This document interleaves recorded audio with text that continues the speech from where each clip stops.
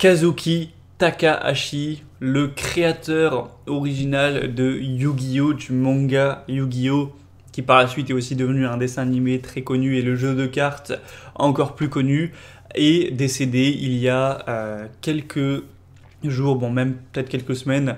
Il a été décédé, il me semble, le 7 juillet, donc au matin à 11h23.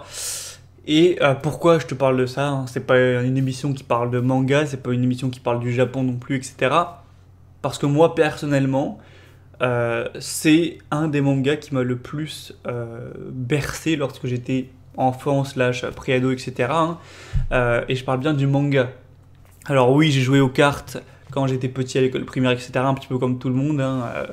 J'ai pris beaucoup plaisir, c'était vraiment fabuleux toutes ces cartes Yu-Gi-Oh! Oui, j'ai beaucoup apprécié le dessin animé avec le fameux générique, c'était trop bien, mais en particulier, ce que j'avais apprécié, c'était le manga, et ça, c'est malheureusement la partie la moins connue. Et je parle surtout des premiers tomes, parce que je les ai pas tous lus, mais j'ai lu surtout les premiers. C'est marrant, mais j'étais en CE1, je crois, et il y avait un pote de l'école pour mon anniversaire à Bull Park, enfin, tu sais, un anniversaire d'enfant, qui m'avait offert la trilogie. Donc en manga des 1, 2, 3 Yu-Gi-Oh! Je sais pas pourquoi il était allé chercher ça, mais merci à lui, franchement, sincèrement, vu tout ce que ça m'a apporté. Et donc, du coup, quand j'étais petit, j'avais que les 1, 2, 3 et je relisais en boucle les 1, 2, 3 des tomes Yu-Gi-Oh! Et il faut savoir que à l'époque, dans ces tomes-là, hein, tu peux les lire hein, si t'es curieux, ça parlait pas de cartes.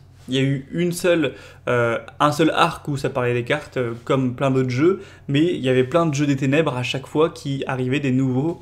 Donc voilà, c'était pas des jeux de cartes, c'était dans la vraie vie des lycéens, avec toute l'histoire, je ne vais pas tout raconter, avec des jeux des ténèbres qui étaient divers et variés, des histoires très divertissantes et inspirantes avec des jolies morales, etc.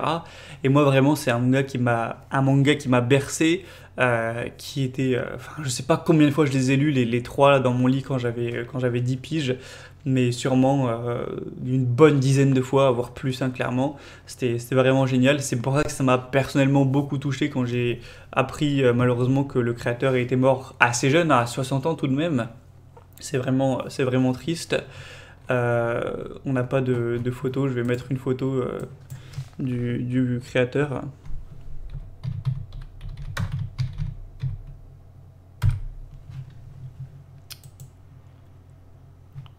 Voilà, hop.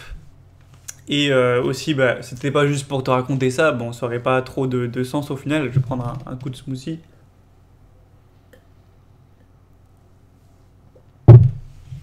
C'était pas juste pour te raconter que j'aimais Yu-Gi-Oh! Et que je suis triste que le créateur soit décédé. C'est aussi pour dire, c'est une leçon, je pense, fabuleuse d'un exemple d'une personne qui a créé de la valeur à partir de rien de plus que son imagination. Le mec, il était chez lui, dans son petit appart à Tokyo, imaginons, ou dans une autre ville, hein, j'en sais rien. J'ai pas suivi la biographie, peut-être que je pourrais m'y intéresser. Ça pourrait être vraiment intéressant en vrai. Et il s'est mis à créer son manga, à dessiner. Il a inventé toutes ces histoires, tous ces personnages. Il a inventé le concept clairement des cartes à jouer Yu-Gi-Oh!, ce qui est quand même pas rien. Il a tout inventé de lui-même. C'est sorti de nulle part. Et vu que ça a diverti des millions et des millions de personnes à travers le monde, évidemment, il a apporté de la valeur qui était énorme, hein, divertir des millions et des millions d'enfants, d'adolescents et tout. Tout ça avec sa plume, tout ça avec son stylo, son dessin, son imagination. Donc évidemment, ce mec est sûrement devenu très riche, multimillionnaire sans aucun doute. Et alors que pourtant, voilà, tu vois, il a juste sorti un truc de son imagination. Donc comme quoi vraiment le cerveau humain, l'imagination humaine peut faire des miracles. C'est comme aussi avec J.K. Rowling, qui juste en écrivant des mots sur un ordinateur, sur du papier, est quand même devenu milliardaire. Hein. C'est milliardaire, c'est quand même impressionnant. Donc voilà, c'était pour rendre hommage à ce monsieur, pour rendre aussi hommage à son œuvre, parce que ça paraît vraiment gamin en mode Yu-Gi-Oh! Mais t'as quel âge? Mais vraiment, les mangas sont quand même assez profonds. C'est une saga que je pense qu'il n'y a jamais eu assez de respect par rapport à ce que ça a proposé quand même. Et on peut vraiment créer de la valeur à partir de rien. Et puis voilà, c'était quand même aussi une saga épique, on va pas se mentir. Hein. Les combats de cartes, c'était quand même vachement stylé. C'est quand même des super souvenirs que j'imagine tu partages toi aussi si t'as plus ou moins le même âge que moi. Donc voilà, petite vidéo hommage à ce monsieur. Et je t'invite vraiment, voilà, pour terminer, si tu les as pas lus en tout cas, tu peux jeter un coup d'œil et essayer de lire les 3 premiers tomes qui étaient vraiment très, très réussis, voilà, tout simplement. Et sinon, ça encourage, hein, c'est inspirant à se dire que bah, voilà, c'est possible de créer des choses qui... tu vois, il a créé un truc qui lui survit après sa mort tout de même, et voilà, il aura dû avoir quand même une jolie carrière. Et évidemment, l'argent, c'est le reflet de tout ça, hein. C'est le reflet de t'apporte de la valeur.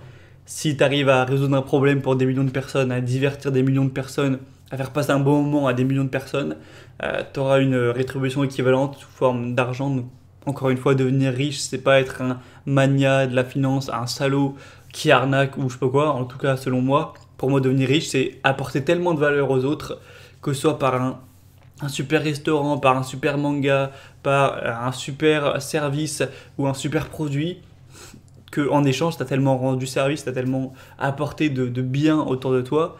Euh, en tout cas, bah, c'est bien sûr pour la plupart des cas, hein, que c'est logique que tu reçoives une valeur équivalente qui est du coup énorme, hein, qui se compte en millions, voire parfois en milliards. Et donc, c'est gagnant-gagnant. T'as niqué personne en fait. T'apportes de la valeur, t'en reçois, tout le monde est content. C'est 1000 fois mieux que d'être là à te se plaindre, à dire oh les riches c'est mal. Enfin bref. Voilà, c'est tout pour cette petite vidéo de la journée. Donc voilà, petite pensée pour Kazuki Takahashi et pour Yu-Gi-Oh! Et avant de terminer, bah, sache qu'il y a toujours la réduction sur 17 actes de discipline, la formation ultime pour te construire une discipline de titan.